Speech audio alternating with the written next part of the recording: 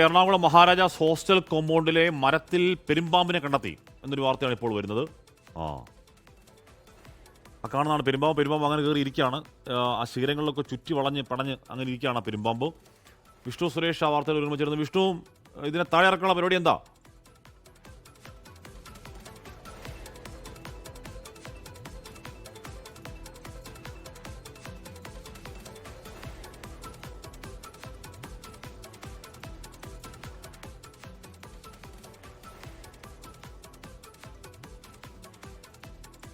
Ernakulam Maharajas hostel കോമ്പൗണ്ടിൽ ഒരു മരത്തിലാണ് ആ പെരുമ്പാമ്പ് ഇപ്പോൾ നിൽക്കുന്നത്. നല്ല നല്ല നല്ല ഒത്തിരി പെരുമ്പാമ്പാണത്. അത് മരത്തിൻ്റെ ശിഖരങ്ങളിലേക്കൊക്കെ ചുറ്റിപ്പണഞ്ഞ് അങ്ങനെ മേപ്പോട്ട് കയറാനുള്ള പരിപാടിയെന്ന് തോന്നി. ഇപ്പോൾ എന്തായാലും അനങ്ങുന്നില്ല, അനങ്ങാതെ നിൽക്കുകയാണ്. അപ്പോൾ അതിന് താഴെ ഇറക്കാനുള്ള പരിപാടി എന്താണ് എന്നുള്ള കാര്യമാണ് അറിയാനുള്ളത്. എന്തായാലും താഴെ നിൽക്കുന്ന കുട്ടികൾക്കൊക്കെ വലിയ പേടിയുണ്ടാക്കുക, പാമ്പിന് പേടിയുള്ളവർക്കൊക്കെ ഇത് കണ്ടാൽ, സത്യം പറഞ്ഞാൽ ഇത് അങ്ങനെ വലിയ വേഗതയിൽ സഞ്ചരിക്കുന്നൊന്നും അല്ല എന്ന് പറഞ്ഞാൽ പോലും പാമ്പിന് പേടിയുള്ളവർക്ക് അത് പേടിയായിരിക്കും അതിനെ കാണാൻ തന്നെ. വിഷ്ണു സുരേഷ് ആയിരുന്നു. വിഷ്ണു, അത് എഴിഞ്ഞ് അത് പിന്നെ മേപ്പോട്ട് കയറുക?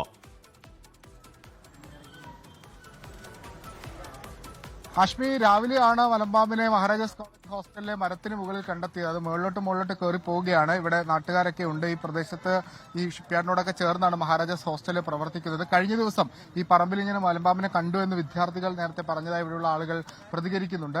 ഇപ്പോൾ ഇത് ഫയർഫോഴ്സിനെയൊക്കെ വിവരം അറിയിച്ചിട്ടുണ്ട്. പക്ഷേ ഇത് ഉയരത്തിലുള്ള ശിഖരത്തിനായതിനാൽ ഇതിനകത്തെ പിടികൂടുക എന്നുള്ളത് ഒരു പ്രതിസന്ധിയാണ്. സ്നേക്ക് റെസ്ക്യൂർ അടക്കമുള്ള ആളുകൾ ഇവിടെ എത്തിയിട്ടുണ്ട്. പക്ഷേ അത് താഴത്തെ കൊമ്പിലേക്ക് ഇറങ്ങിയാൽ മാത്രമാണ് ഇതിനെ പിടികൂടാനാകുക. ഏറ്റവും പ്രധാനപ്പെട്ടത് നഗരമധ്യത്തിലാണ് ഈ മലമ്പാമ്പിന്റെ ശല്യം ഇങ്ങനെ വർദ്ധിച്ചു വരുന്നതെന്നുള്ളതാണ്. നേരത്തെ എടപ്പള്ളി ജംഗ്ഷനിലടക്കം മലമ്പാമ്പിനെ കാണുന്ന സാഹചര്യം ഉണ്ടായി. അങ്ങനെ മലമ്പാമ്പുകൾ നഗരപ്രദേശത്തേക്ക് എത്തുന്നു എന്നുള്ളതാണ് ഇതിന്റെ ഒരു വസ്തുതാപരമായ പ്രശ്നം. ഈ ആളുകളൊക്കെ ഇവിടെ തടിച്ചുകൂടിയിട്ടുണ്ട്. ഈ മലമ്പാമ്പിനെ കാണുന്ന ഒരു കൗതുകമൊക്കെ അവർക്കുണ്ടെങ്കിൽ പോലും അതിനപ്പുറത്തേക്ക് എന്തുകൊണ്ടാണ് ഇത് നഗരപ്രദേശത്തേക്ക് ഇങ്ങനെ വ്യാപകമായി എത്തുന്നത് എന്നൊരു വിഷയം അവിടെ നിലനിൽക്കുന്നുണ്ട്. ഇതിനെ പിടികൂടാൻ വേണ്ടിയിട്ടുള്ള നടപടികൾ ഒരുപക്ഷെ ഉടൻ ആരംഭിക്കും എന്നാണ് ലഭ്യമാകുന്നത്. താഴേക്ക് ഇറങ്ങിയാൽ മാത്രമേ ആ നടപടികളൊക്കെ തുടങ്ങുകയുള്ളൂ എന്നാണ് നമുക്ക് മനസ്സിലാവുന്നത്. ചേട്ടാ, ഇത് എപ്പോഴായിട്ടാ കണ്ടത്? ചേട്ടാ, എപ്പോഴാണ് ഇത് കണ്ടത്? ഇത് ഏതാണ്ട് ഒരു മണിക്കൂറായി. ഇത് താഴത്ത് ഇവിടെ ഇരുന്നേച്ചത്. കാക്കകളെല്ലാം കൂടി ഭയങ്കരമായിട്ട് കൂട്ടം കൂടി അതിനെ ആക്രമിച്ചപ്പോഴേക്കും അത് പതുക്കെ കയറി മേളിയിട്ട് പോയി. കാക്ക ആക്രമിച്ചു? നന്നായിട്ട് ആക്രമിച്ചു. എത്ര മണി? രാവിലെ ഒരു 9:30.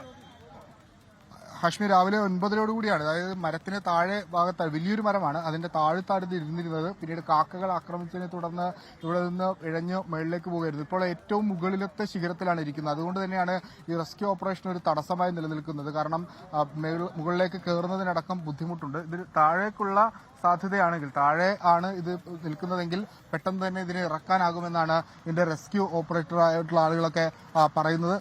ലോകത്തെവിടെയായാലും ഏത് സമയത്തും 24 വാർത്തകളും ഓഗ്മെന്റഡ് റിയാലിറ്റി പാക്കേജുകളും എക്സ്പ്ലെയിനറുകളും വിശദമായി കാണാൻ ഞങ്ങളുടെ യൂട്യൂബ് ചാനൽ നിങ്ങൾക്ക് സബ്സ്ക്രൈബ് ചെയ്യാം.